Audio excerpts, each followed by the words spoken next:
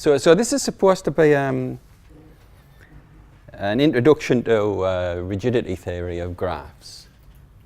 So the experts here will know everything. So I hope you brought something to think about or to work on. So I'm going to start off with talking about bar joint frameworks, and then towards the end of the talk I'll look at other more exotic frameworks. So a d-dimensional bar joint framework is a pair where G is a graph and P is a map into d-dimensional Euclidean space, which gives you the position of the vertices. And we think of the edges as being bars, or rigid bars, and the vertices as being universal joints.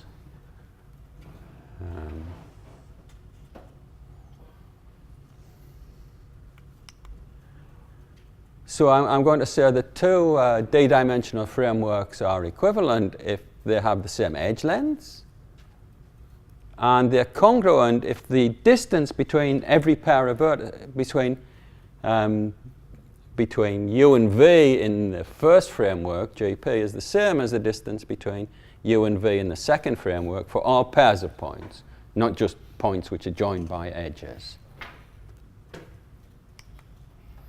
And we say a framework is globally rigid if every framework which is equivalent to it is also congruent to it. So fixing the edge lengths fixes the distance between all pairs of vertices. And it's rigid if it's locally globally rigid. So if it's rigid, if all frameworks which are close enough to the first framework and are equivalent to the first framework are congruent to the first framework.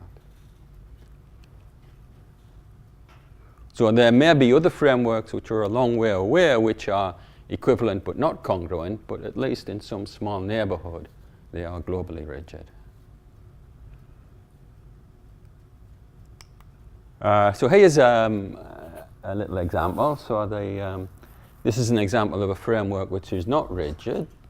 So it's a rectangle and it's not rigid because we can continuously distort it into the trapezium without changing any of the edge lengths. So we just push it over on one side. And this continuous motion changes the distance between, say, V2 and V4. So it's equivalent but not congruent. And here's an example of a framework which is rigid but not globally rigid. So to say the first framework is rigid, so it's, I guess, follows from the definition that the top triangle is rigid. And now if we fix the top triangle, the edges from V3 to V4 and V3 to V2 fix the position of the vertex V3. So we're not allowed to move the vertex V3 continuously without changing the lengths of the edges E3 or E2. But it's not globally rigid because we can do, there is an isometry which doesn't correspond to a continuous motion. So we can reflect the vertex V3 in the line through the vertices V2 and V4. And if we do that, we will preserve all the edge lengths, but we'll change the distance between V1 and V3. So these two frameworks are equivalent, but they're not congruent. So the first framework is not globally rigid, even though it's rigid. And this construction kind of generalizes to d dimensions. So it implies that if we have a two-dimensional framework which is globally rigid, then its underlying graph must be three-connected. So if we have a separating vertex, then it won't even be rigid because we can rotate one of the components about the separating vertex. And if it has a two-vertex separator, then we can reflect one of the components in the line through the two-vertex separation, and it won't be we will get another realization which is equivalent but not congruent. So it won't be globally rigid. So in general, if a graph is rigid, then it must be deconnected. Otherwise, we can do a rotation. And if it's globally rigid, it must be D plus, if a framework is rigid in D-dimensional Euclidean space, then the underlying graph must be deconnected. And if no.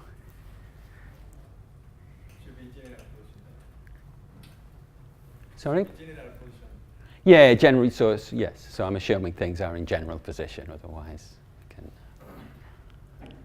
it's very special, then this rotation won't change anything.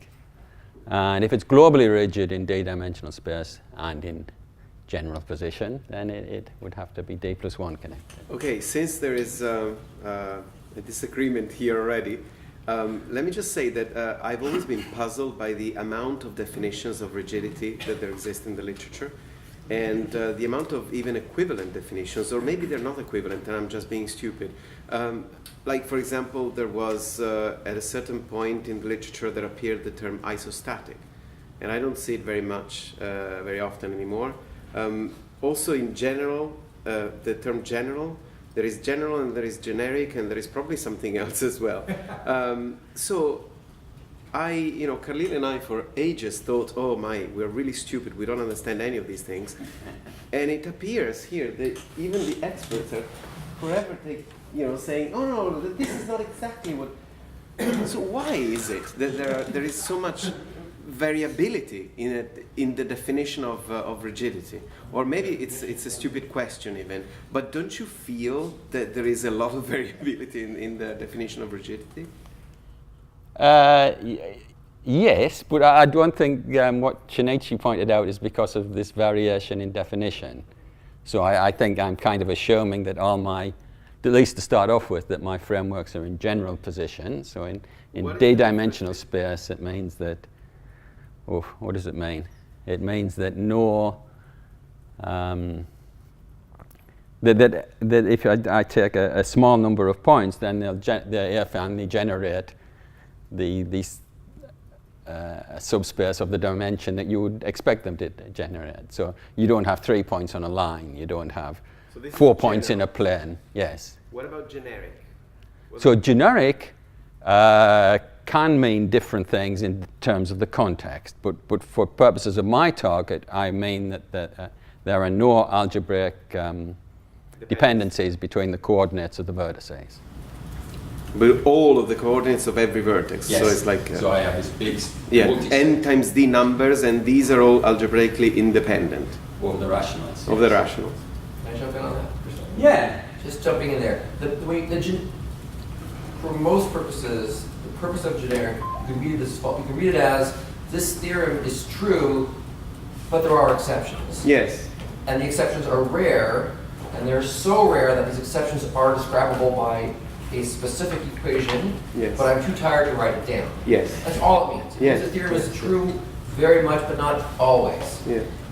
So formally, the way you get that is you say, well, I'm only going to consider these frameworks that there's nothing going on at all. Yeah. That's not really the meaning. Yeah. Okay, the real meaning is this theorem is almost always true. Yeah. And that's how you should think about it. Very okay, but we don't know what it is. Now, if we have better knowledge, and it's easy to say, oh, the theorem is true unless 3 points are on a line, then we'll say that. And that might be general position. So that might be an easy, if the exceptions are easy to describe, then we'll describe them.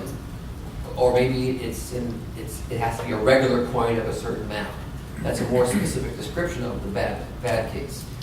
To say generic simply says that I'm too lazy, it's too complicated, it's not worth it. I'm just not going to explain to you the exceptions. I might not even be able to know how to find them. What happens if I have a generic theorem and then I do computation over the floating points, which are all rational? You should be fine unless you get unlucky. Thank you. Well, what happens in optimization, for example, differentiability. Yeah. For local Lipschitz functions, Rademacher says generically you're differentiable. However, in optimization, you're almost always unlucky. You end up with non-differentiable functions. Yeah. So that doesn't happen here? No, so here what happens is if it's really just numeric, you're fine.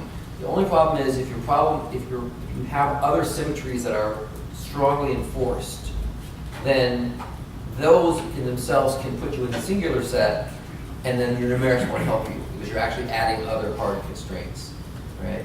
So, right. So the algorithm, the basic way you check for one of these rigidity things is you just pick a random one and check, and it's always right. So no, so the numerics are always, you always win because you're not, I don't care that they're rational. As long as I have 6 bits or so, I'm okay. Okay. Well, one of the notion of generic is you say if the configuration has any symmetry at all, then formally you're not generic. But sometimes that's true. If you're symmetric, you're at a singular point. But sometimes it's not. So you have to fuss. It depends. Sometimes there's a whole culture of something where you look at the symmetric and it's generic modulo the symmetry. Yeah. So a recent trend has been looking at rigidity of symmetric frameworks. So you actually build in some non-genericness, but it's generic subject to this particular symmetry. So by symmetry you mean like a symmetry of the plane or of the space or the Euclidean space where you're at? Yeah, so maybe the graph has a reflection symmetry or a rotation symmetry. And it fails to be generic because you can write an equation in rationals by which the orthogonal matrix says, this matrix times this point equals the other point. Yeah. And that's obviously not a generic. Okay.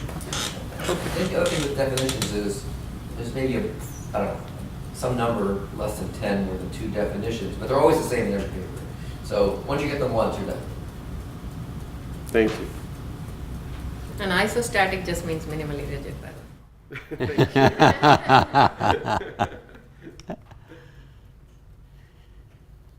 So if we're given a particular framework, it's NP hard to decide if it's globally rigid, and it's also NP hard to decide if it's rigid for d greater or equal to 2. So I guess for d equals 1, it's rigid if and only if the underlying graph is connected.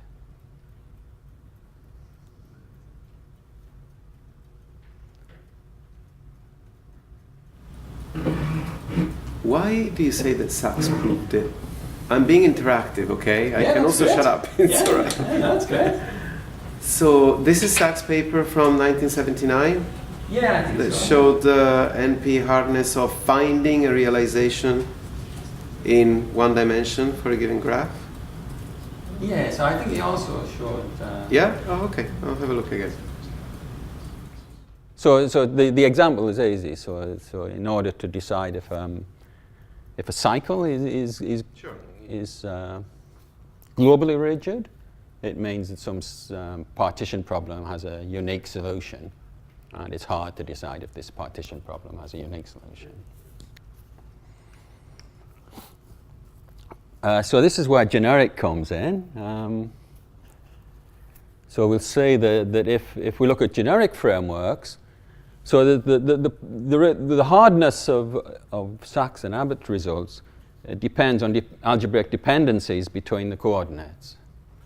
And so if we assume that there are no algebraic dependencies, we'll see that rigidity and global rigidity just depend on the underlying graph. So it becomes a problem in graph theory. It becomes, in some sense, a combinatorial problem. Of course, geometric means or geometric techniques can be used to solve that problem, but we can hope that there is a combinatorial solution. So the rigidity matrix of a framework is of a d-dimensional framework is a matrix with one row for each edge and d columns for each vertex. And there are entries for each edge. There are 0 entries everywhere except for the endpoints of the edge. And if it's an edge from u to v, then we put this d-dimensional vector in the d columns corresponding to u, and the negative in the d columns corresponding to v. So here's an example. So we have four cycle, and this is its rigidity matrix in arbitrarily many dimensions. Whatever. So this is another thing that I always found perplexing, is that these depictions don't have d times number of vertices columns. It only has number of vertices columns. No, but these are d-dimensional vectors. Right.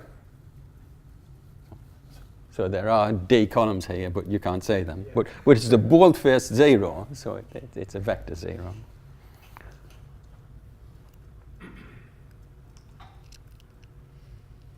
So each vector in the null space of the rigidity matrix actually defines a motion or an infinitesimal motion of the framework.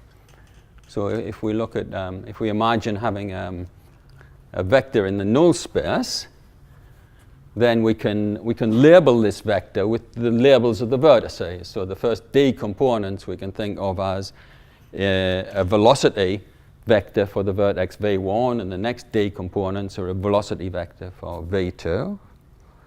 And infinitesimally, these velocities, if the vertices move along these velocities, they won't change the lengths of any of the edges. So we can think of, so the vectors in the null space we call of the rigidity matrix we call an infinitesimal motion of the framework.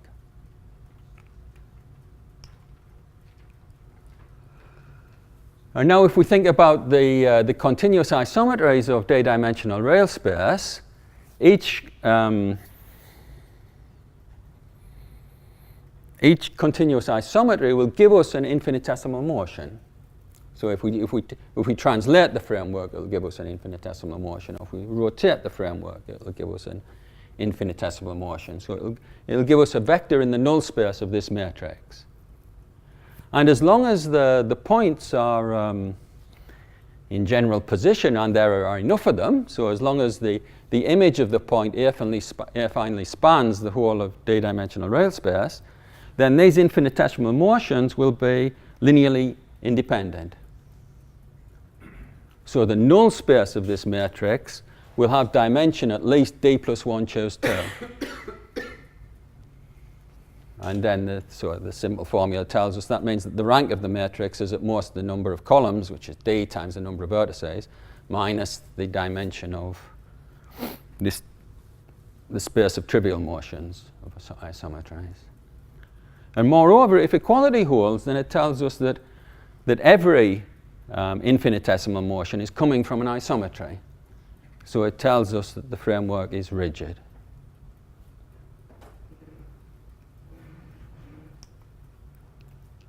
Well, this is a stronger condition than being rigid. So it's possible that the which way around is it?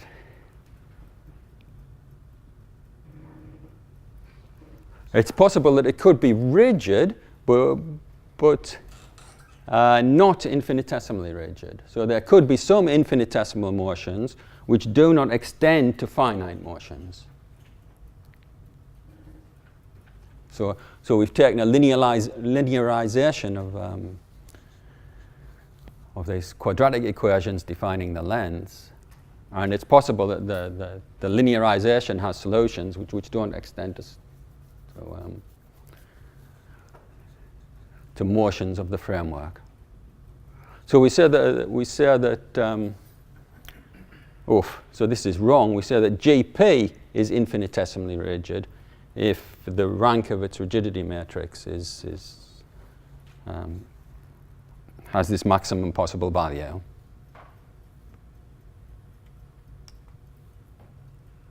And Asimov and Roth showed that if we restrict our attention to generic frameworks, then the behavior that I said before cannot happen. So if we restrict ourselves to generic frameworks, then all infinitesimal motions extend to finite motions.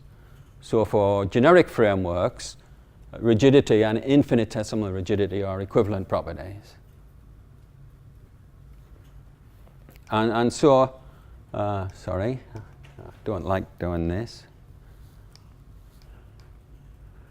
So for a generic framework, the entries in the rigidity matrix are algebraically independent numbers, so we can think of them as being indeterminates. And if we think of them as being indeterminates, it doesn't matter what indeterminates, what real numbers they represent.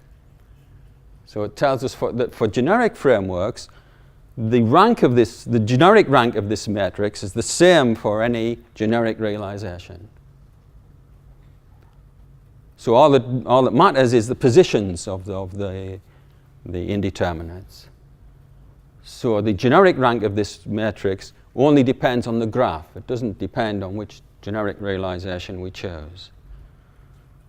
So rigidity of generic frameworks just depends on the graph that we're looking at and not the generic realization that we chose.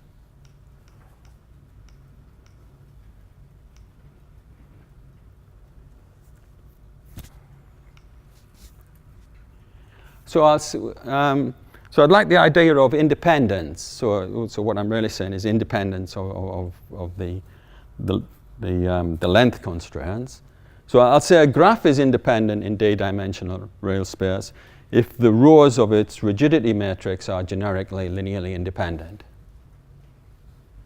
And I'll say a set of edges is independent if the rows which are indexed by this set of edges are linearly independent for some generic realization. So this idea of independence is important, and for the people who know about matroid theory, this is going to define a nice matroid on the edge set of the graph. So this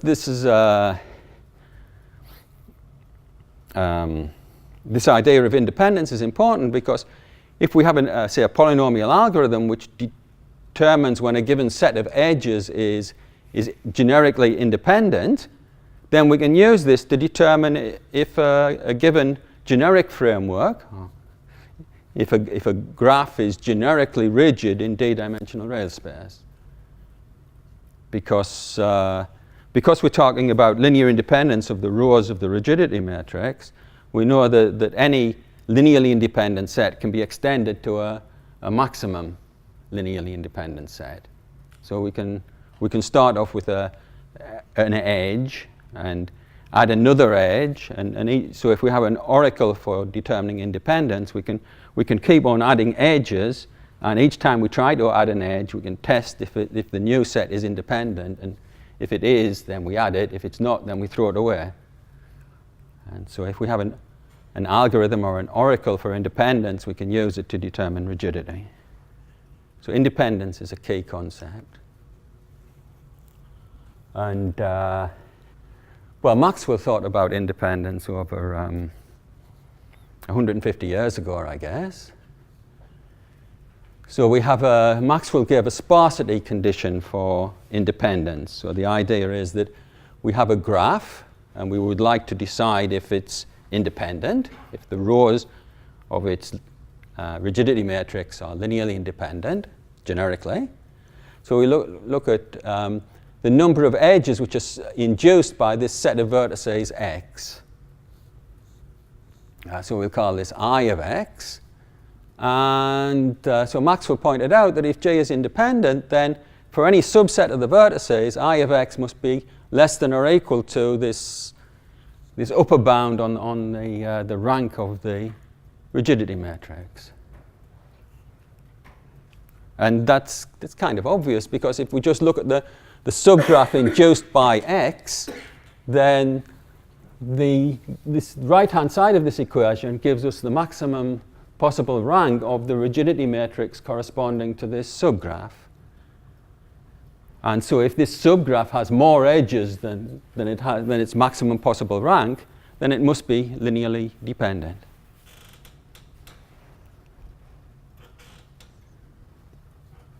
So this gives us a sparsity condition for independence.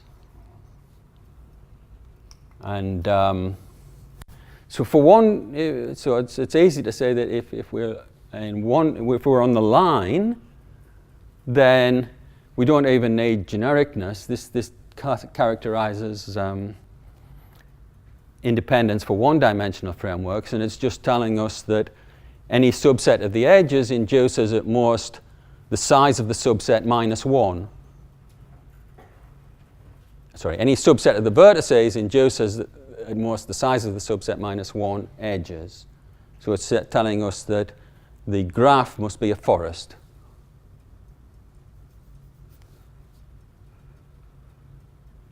And if to be rigid, it must be a forest which has d mod v minus d plus 1 chose 2 edges, so it must be a spanning tree. It must, to be rigid, the graph must contain a spanning tree, so it must be connected. And so this generic rigidity theory got a big boost in the 1970s by this result of Laman, who showed that Maxwell's condition also characterizes independence in the plane. So if a graph is rigid, generically rigid in the plane, then it must contain a spanning independent subgraph with 2v minus 3 edges. So every minimally rigid graph in the plane has exactly the same number of edges. So if it has, the vertex set is v, it has 2 mod v minus 3 vertices, and these used to be called isostatic graphs, but at least some people call them minimally rigid graphs now.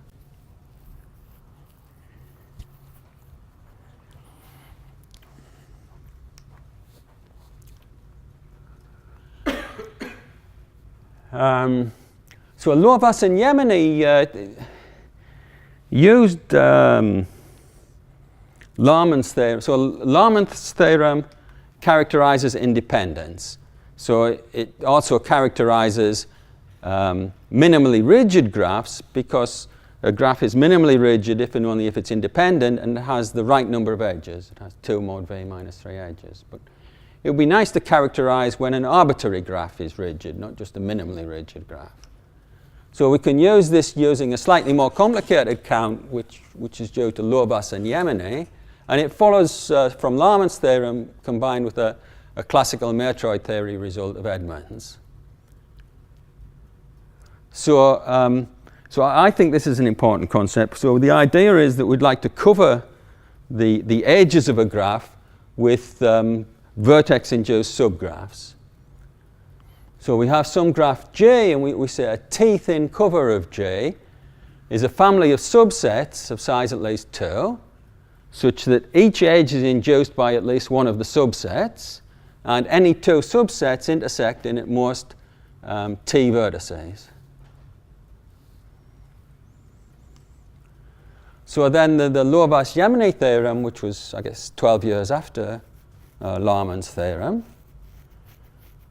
tells us that a graph is generically rigid in the plane if and only if this count is satisfied for all one-thin covers of the edge set of the graph. So I'll do an example to try and explain where this is coming from. So it's kind of used. If you want to use this, you would use it to show that a graph is not rigid. So it's for all one-thin covers. So you would not try and use this to show that it is rigid, because you wouldn't want to consider all one-thin covers. But if you wanted to show that a graph was not rigid, you just have to show one thin cover which does not satisfy this inequality. And this is a certificate that the graph is not rigid. So here's an example. I'm not sure whether the red blobs help or not. So the underlying graph is 2 complete graphs on 4 vertices joined by 2 edges. And I'd like to show that this is not rigid. So I look at this cover of the edges with 4 sets of vertices. And this is one thin.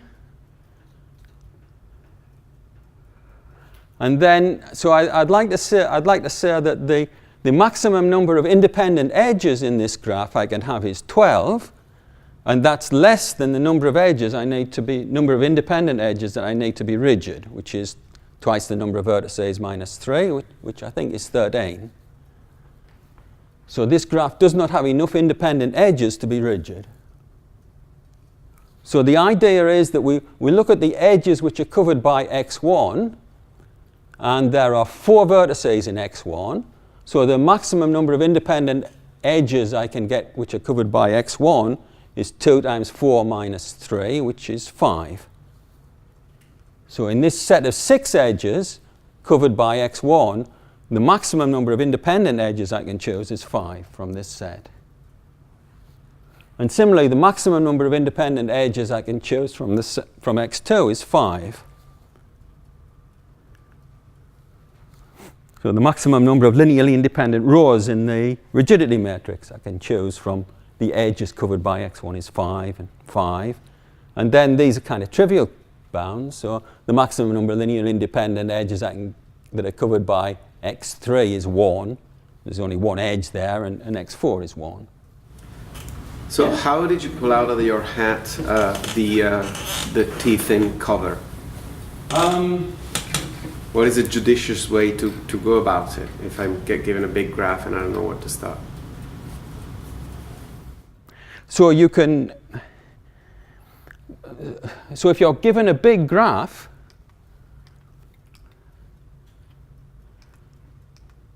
you can use Laman's theorem to decide if it's rigid or not. So you can greedily check this. You can check this condition, and then so you have a set which is independent, and then you can add another edge, and you can check whether adding that edge makes it. So you can draw this maximum independent set of edges, and then once you've got the maximum independent set of edges, if it has 2 mod v minus 3 edges, then it's rigid. If it doesn't have 2 mod v minus, if it has less edges, then you can use it to generate this cover. So once you have a maximum independent set of edges, you can use this to find the cover. Okay. So there's several papers so these things in the cover are actually the maximum rigid subgraphs. So in one-dimensional rigidity, a graph is rigid if and only if it's connected, and the cover would be the connected components. So this is a similar thing. These are the rigid components.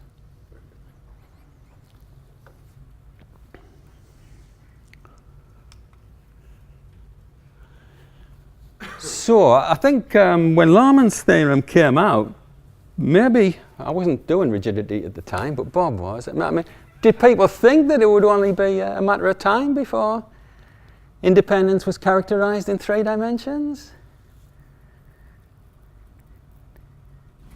Nobody knows. No, but what was in the 1970s? What was the expectation that it was not so difficult, or? If you read some of the papers, that's what they say. Yeah. I don't know. Bananas were probably developed in the 70s. So the natural next question is, what about generic frameworks in 3-dimensional space? And if we look at the Laman count, so there's a typo on this slide. So Maxwell's condition was that I of x is less than or equal to d mod x minus d plus 1 choose 2 for all x, which we'd want them to affinely span the space. So we'd want x greater or equal to 4. But I wrote 6. So this 6 at the end should be a 4. So that's Maxwell's condition for 3-dimensional space, with this being a 4. But that's actually a useful slip, because I'd like to point out that what would I like to point out? So if I take the size of x equals to 4, it's trivially true, because the complete graph on 4 vertices has got 6 edges. Forget about that 6. And 3 times 4 minus 6 is 6. So this Maxwell's condition is trivially true if the size of x is 4. So Maxwell's condition would say size of x is 4, but it would be equivalent if I replace this mod x is greater by mod x is greater or equal to 5. And it would also be equivalent if I replaced it by mod x is greater or equal to 3. Because 3 times 3 minus 6 is 3, and that's the number of edges in the complete graph on 3 vertices. But it's not true if I replace it by mod x is greater or equal to 2, because 3 times 2 minus 6 is 0, and it would say that any 2 vertices induce no edges, so the only thing that would satisfy that condition would be the empty graph. And it's the fact that this count doesn't work for when the size of x is 2, which in some sense makes rigidity in 3 dimensions difficult, at least to my mind.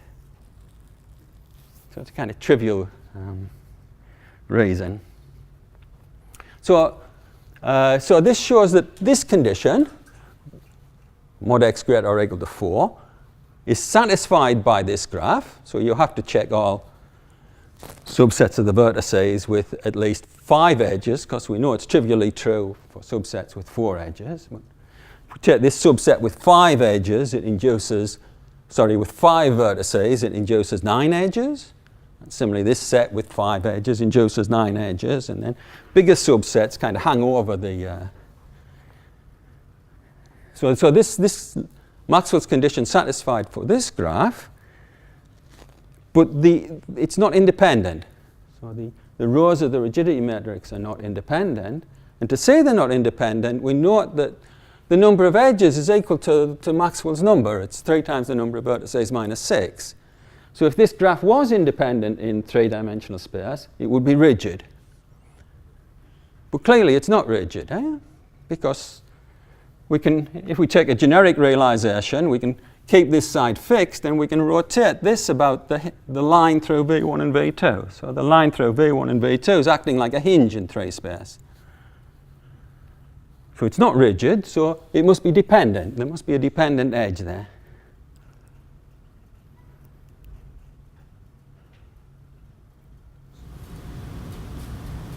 I'm sorry, I have a question. Good. You independence in this matroidal sense stemmed from the rigidity matrix, okay? And it was based about the rows, the number of rows being independent, right? So independence is something that is, if I take away some rows, I'm even more independent, right? The empty set is definitely an independent set. Yeah, every subset of an independent set is independent. That's right. So it seems like if you add some rows, you're adding some edges, and so you risk being linearly dependent at a certain point. But here you're saying this is independent, so it must be rigid, and otherwise, but it's not rigid, and so it couldn't be independent, but you're taking away, I don't know, there's something that doesn't quite work here. If I added one edge, V4, V8, that would be independent. Okay, sorry, that would be rigid. That graph would become rigid. Okay, so thereby it would be minimally rigid, so it would be independent. No, if I add the edge V4, V8, it will have 19 edges. So it will have too many edges to be Minimally rigid. To be independent. To be independent. So, but independence is not linked to either flexibility or rigidity, just to minimal rigidity, just to isostaticity. Isostaticness. As is staticness. Yeah. Is that it? So flexible graphs are not independent. Redundantly rigid graphs are not independent. I don't know. It seems like you're. No, flexible graphs could be independent. Could be independent. Yeah. So you said the empty graph is independent. But this flexible graph is not independent. yes. Because if it was independent, it would have to be rigid. And it's not rigid. Do you see why I'm confused?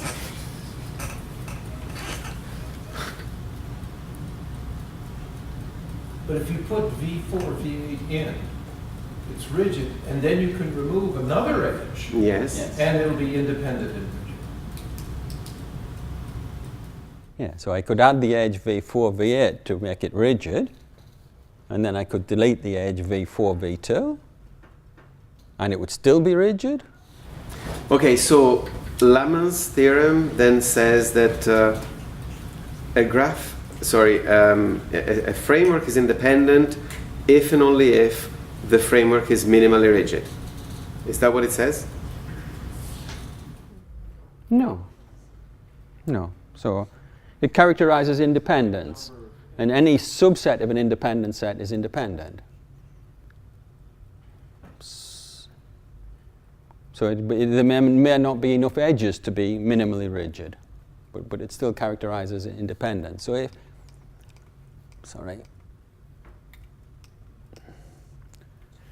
if I said I could write G is minimally rigid in R squared, if and only if G has mod V, has 2 mod V minus 3 edges, and for every subset of the vertices, this condition holds.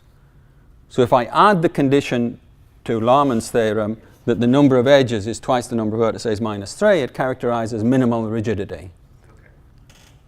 If I take away that condition, it characterizes independence. And independence does tell you something about how flexible.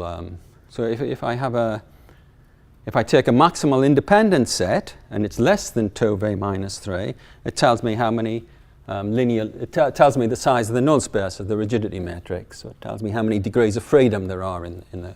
Okay, so evidently, I mean, the kind of relationship between independence and flexibility is more complicated than just like if or only if or both. I mean, it's like you have to see what part of the graph has that property. What?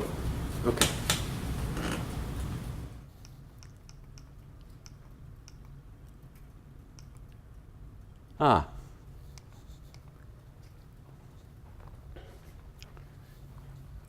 So did I do this? Yeah. So what I'd like to do is I'd like to give a combinatorial counting. So I'm sorry for jumping between slides. So this was a kind of geometric argument that I used to try to convince you that this was dependent.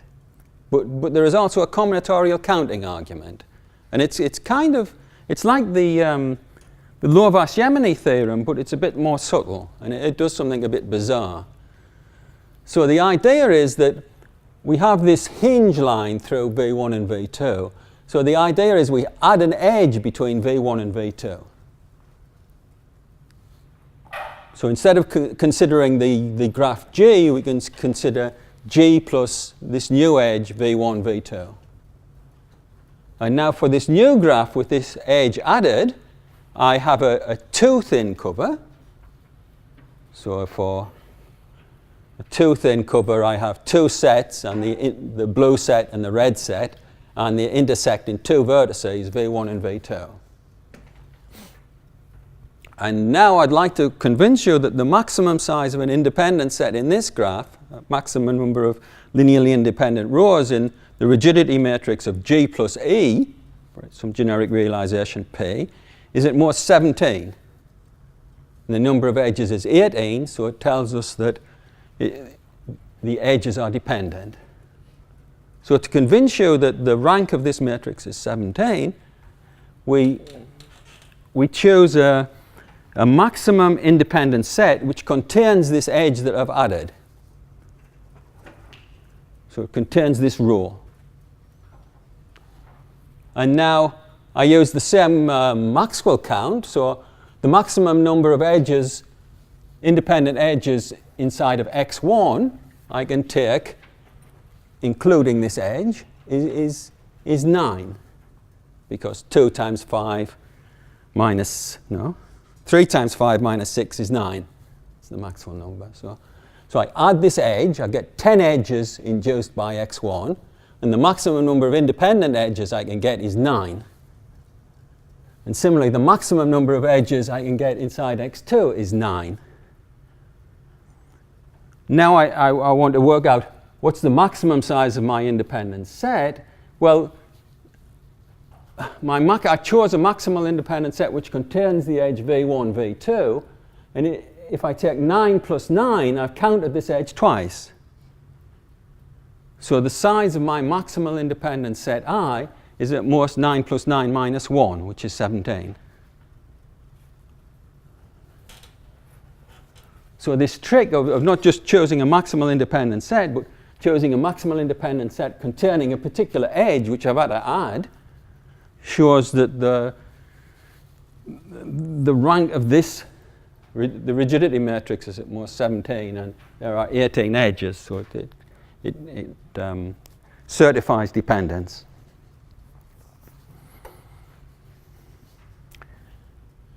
So Dress conjectured, I don't know whether I put the date. Oh, I did put the date. So Dress conjectured, sorry, I'll take this away, in 1983 that we could use a similar argument to characterize rigidity in 3 dimensions, or independence in 3 dimensions. Characterizing rigidity is the same as characterizing independence. So it uses the idea of a hinge, which we saw on that example. So we have a too-thin cover, so we have a collection of sets which cover the edge sets of the edge set of a graph, a collection of vertex sets which cover the edge set, and any 2 sets of vertices intersecting at most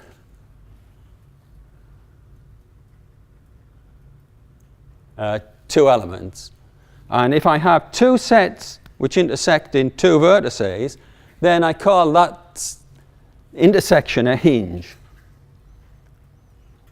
And now h of x, script x, counts the number of hinges in the cover. But it does it with due respect to multiplicity. So if I have 1, 2,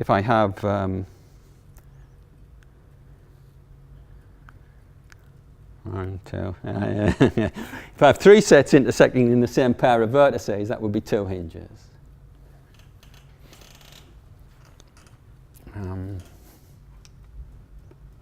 So Dress conjectured that a graph is rigid in 3 dimensions if and only if this count is satisfied. So the first part of the count is just the old Lovász-Jemeny type of count. So we have the sets x covering the edges, and for each set we ask what's the maximum number of independent edges which are induced by this set x. And I can't just write 3 times the size of the set minus 6, because this count doesn't work for sets of size 2.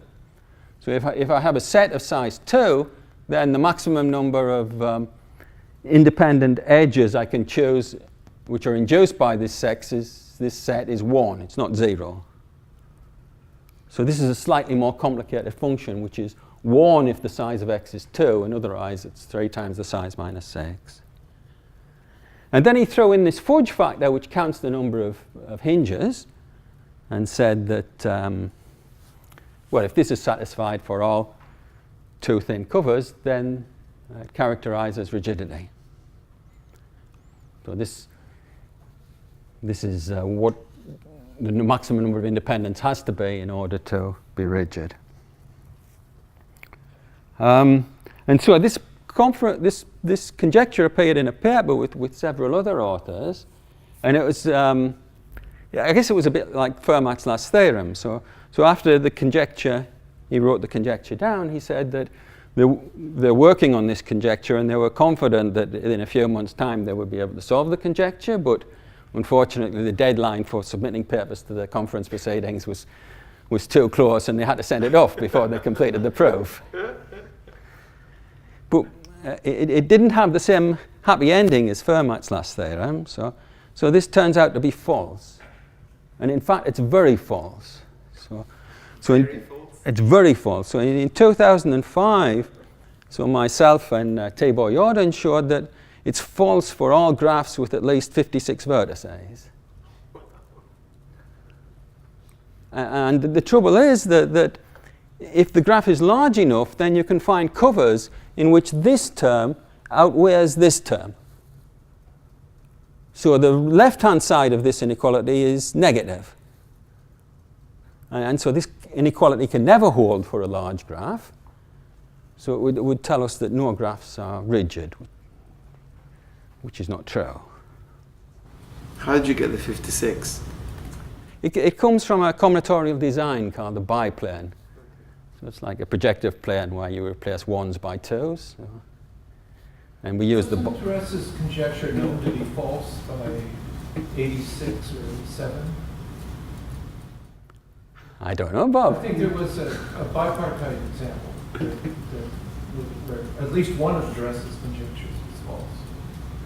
Yeah, there were two, eh? And the other one's still alive. But do you know this, Tibor? Maybe Bob means the four-dimensional version. Yeah, there was a four-dimensional. Oh, I wouldn't go anywhere near 4 dimensions. Yeah. I can believe. No, but you've what is it? It's a complete bipartite graph. It's K66. Something like that. So the 4 dimensions is difficult because there is the complete bipartite K66 is dependent in 4-dimensional space. But to show it's dependent, you need geometry. There is no symbol counting argument, I think. So if you want to characterize rigidity in d dimensions, then for d equals 3, there is the possibility that there may be some combinatorial characterization. So I believe that there probably is. But for d greater or equal to 4, then there won't be a simple combinatorial characterization. It will have to use some kind of geometry in the count about, I don't know, a number of vertices on a conic or a quadric surface or something.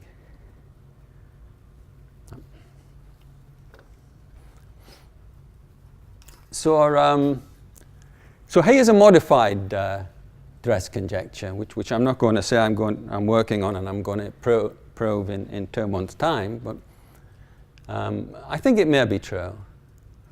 So the problem with the Dress conjecture is that two thin covers can be really wild. They can have many hinges. But maybe we don't have to. Maybe in order to characterize rigidity, we don't have to consider all two thin covers. So what I'd like to do is I'd like to consider 9 degenerate two thin covers. So I'd like to put a restriction on the number of hinges that the cover can have.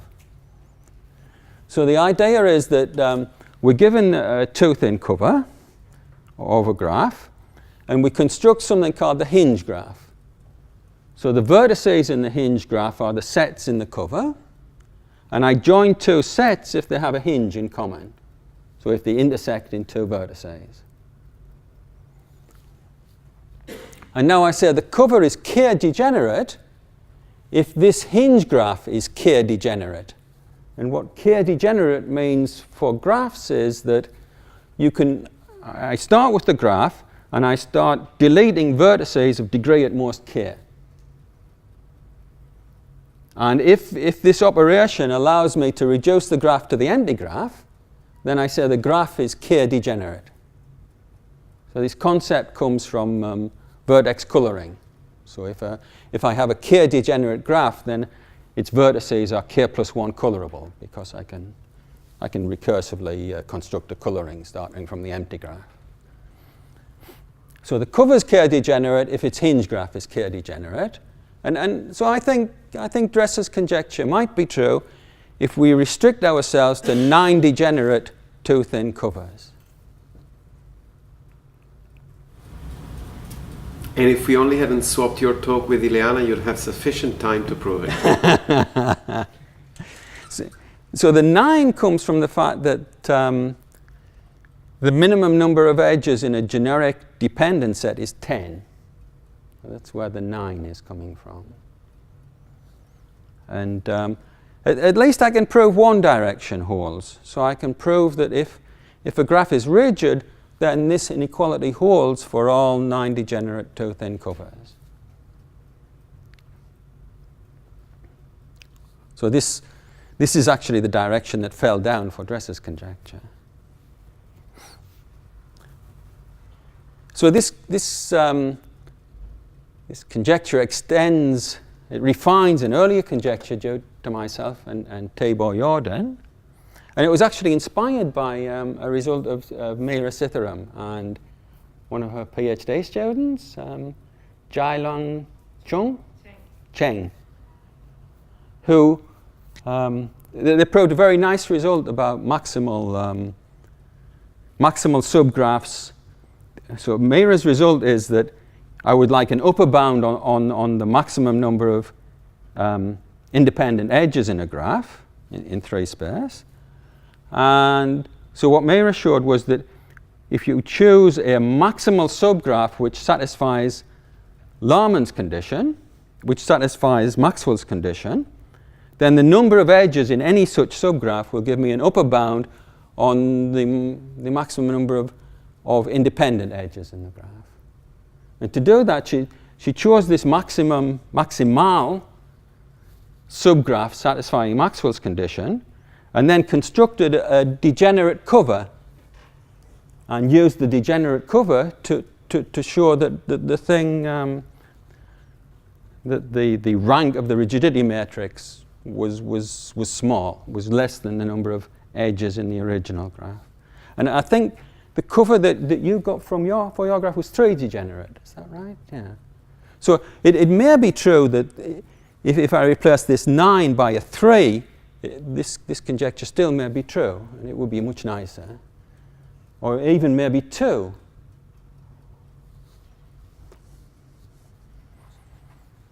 But so I'm hedging my bet because I know I can prove one direction with. So if it's true for 9 degenerate, if it's true for 3 degenerate, then it's also true for 9 degenerate. So here's an example. So it's a cycle consisting of 7 K5s, complete graphs on 5 vertices, and I use the K5s to. So I'd like to use this cover to convince you that this graph is not rigid. It's not so obvious to see in motion, at least for me. But it's not rigid in R7? It's not rigid in. So I'm just talking about 3 space. So it's not. No, you've written R7. Because that makes it obvious that it's not easy to see. Okay. Yeah, I guess I've got the 6 before was because I wrote lots of 6s, so I just kept on writing 6s. So now there are a few 7s, so I've got locked onto 7s. So the idea is that, so the hinge graph of this cover, so the cover has 7 sets, so the hinge graph will have 7 vertices, and every set has 2 vertices in common with the neighboring sets. So the hinge graph is just a cycle on 7 vertices. So it is 2 degenerate. It's got maximum degree 2. So it's certainly 9 degenerate. And now if we work out these terms, the number of, so f of x is just 9. It's the maximum number of independent edges in a K5. And the number of hinges is the number of edges in C7, so it's 7. So we get this upper bound on the rank of the rigidity matrix of 56. And in order to be rigid, the rigidity matrix needs to have rank 57. So this certifies that it's not rigid in R cubed. Did you build this thing? Did I build it? Yeah. I built it. You built it? Yeah. Does it move? Moves. Okay, great. What do you need those extra vertices in each of the blocks that you have? There's the outer vertex. You don't need them for the rigidity, right? You could put tetrahedra together instead of K4s instead of K5s. Yeah. This is more scenographic. Would It's got more vertices, more edges. Would it not be independent if I put The reason K4s? is because those hinges don't need to be present there. Yeah. So that's the purpose of that. Okay. So you made it a little more open constrained. Yeah, it's very well constrained. But would it not be independent if I put K4s? If you put K-force, it would be Well, independent. that's dependent on that. This is dependent. But if I put K4s, it would be easy. It would only have 56 edges, I think.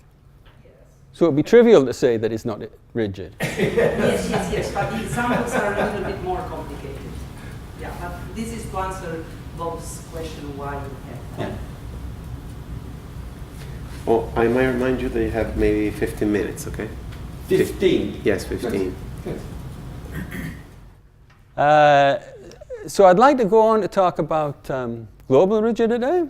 So Bob already said a lot about global rigidity yesterday, and I don't want to repeat what he said. But just to remind you, so a stress for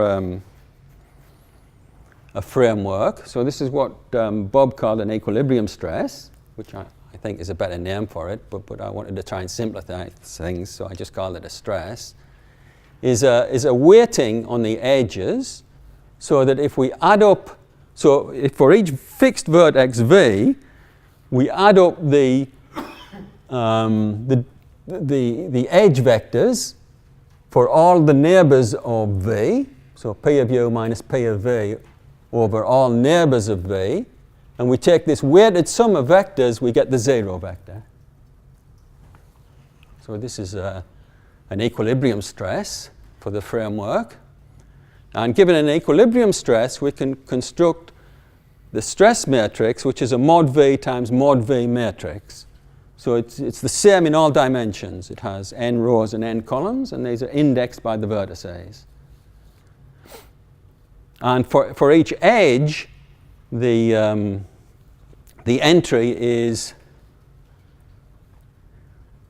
it should be minus WA, eh, Bob? Sorry, so this should be a minus WA. So we put a minus WE in the UV position and the VU position, so it's a symmetric matrix. And if there's no edge, we put a 0. And then down the diagonal, we put entries to make sure that the row sums and the column sums are 0. So here's an example. So this is in 2 dimensions. So we take the square and we take these edge weightings as the equilibrium stress, and this is the stress matrix.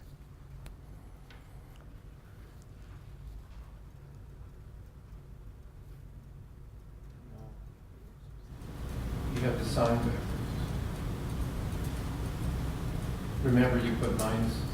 Yeah, it should be minus So of Degenerate. the diagonal entry should be positive.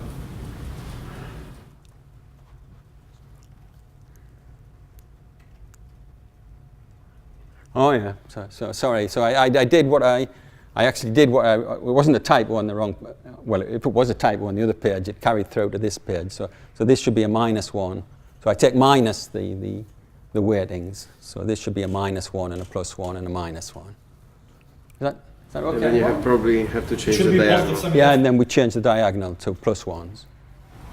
Should be positive semi-definite, so you have ones on the diagonal. Yeah. So this should be -1 +1 -1, and then so this sum will be -1. So I have to put +1 on the diagonal to make it sum to 0. So this is minus the stress matrix. All right. So here's a beautiful theorem of, well, it has several parts, and one part is due to Bob Connolly, and the other was due to Shawmore and Healy and Thurston. And so Bob showed that the rank of any stress matrix is at most the number of vertices minus the dimension, -1, for all stresses. And then he showed that if we have a generic framework and we have a stress such that the stress matrix has maximum rank, then it's globally rigid. And he conjectured that the converse was true, and that was proved by Shawmore and Healy and Thurston. So this is a much deeper result than the Asimov-Roth result. But it's a kind of analogous result for global rigidity. So it characterizes global rigidity in terms of the rank of the stress matrix for generic realizations. And there is this uncertainty with it. It's not enough to have the realization, but you have to have an equilibrium stress as well in order to work out the stress matrix. And it's not obvious, but it implies that global rigidity is a generic property. So if some generic realization in d-dimensional space is globally rigid, then this stress matrix property holds, and that implies that all generic realizations will be globally rigid.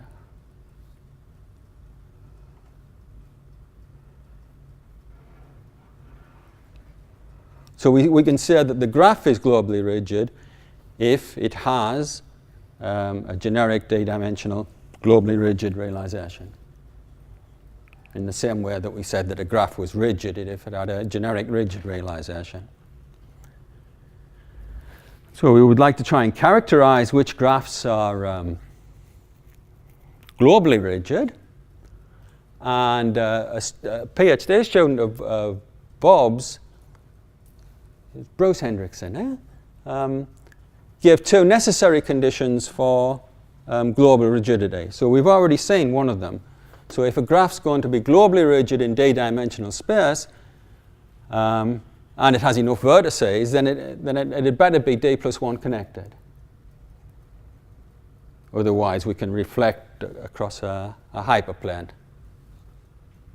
And there's a more subtle condition, which is that it has to be redundantly rigid.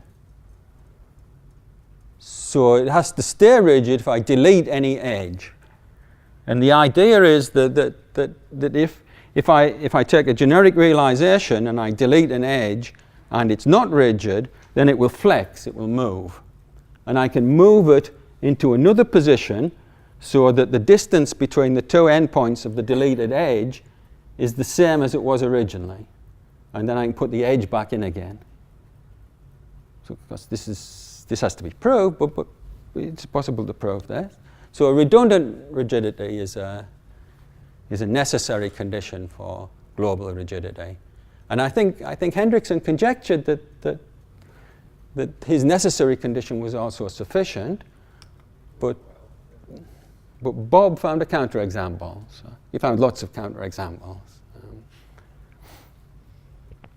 But it is sufficient for d=1. So in one dimension, a graph is generically globally rigid if and only if it's two connected. And we get the redundant rigidity for free.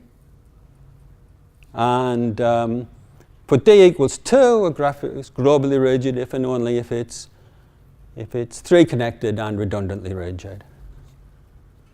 And so this was proved in 2005, and it's a combination of results of Bob and Tabor and myself. So we give a recursive construction for graphs which are three connected and redundantly rigid. And Bob shows that the key step in our recursive construction preserves global rigidity. It actually shows that it preserves a maximum rank stress matrix. Yes, 5 minutes.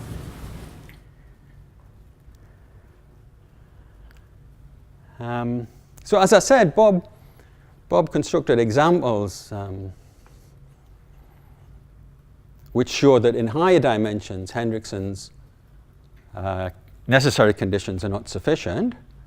But Shinichi recently showed that if we have a slightly stronger condition than redundantly rigidity, then it is sufficient.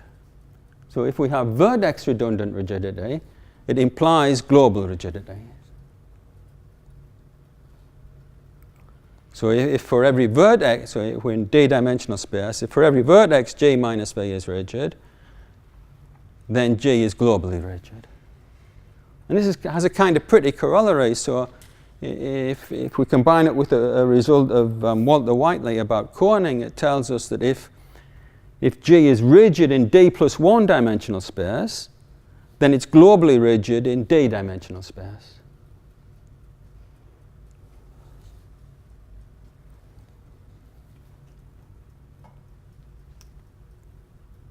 So the last thing I was going to do, I was going to mention some more exotic kinds of frameworks. But maybe I'll just call it a day, right? Should I? Okay, yeah, seems reasonable. Yeah. Thank you, Bill. Thank you. Do you have any other questions?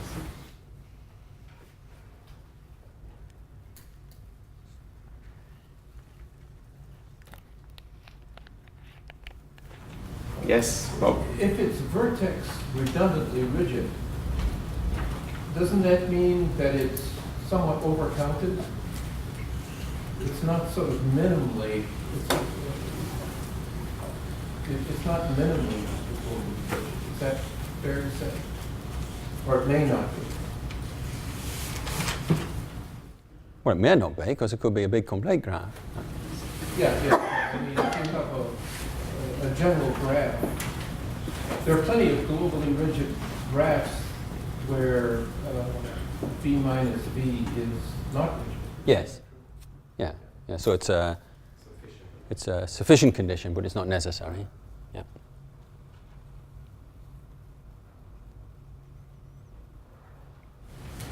Any other question?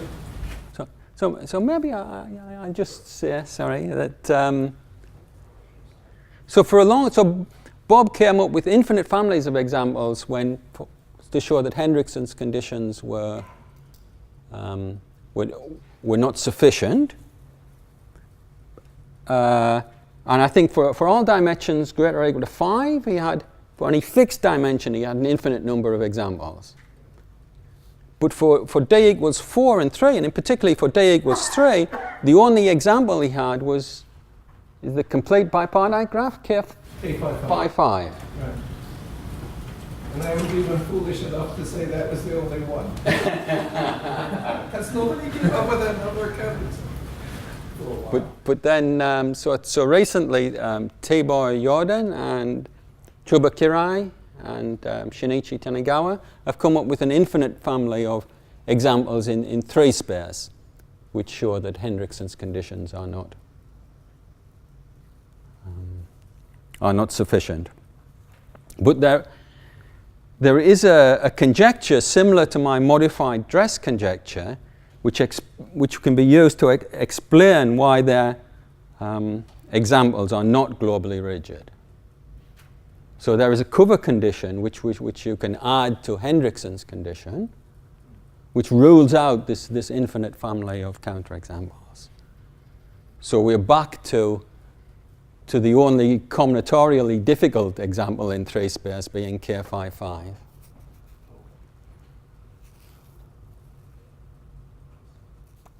All right. Thank you, Bill.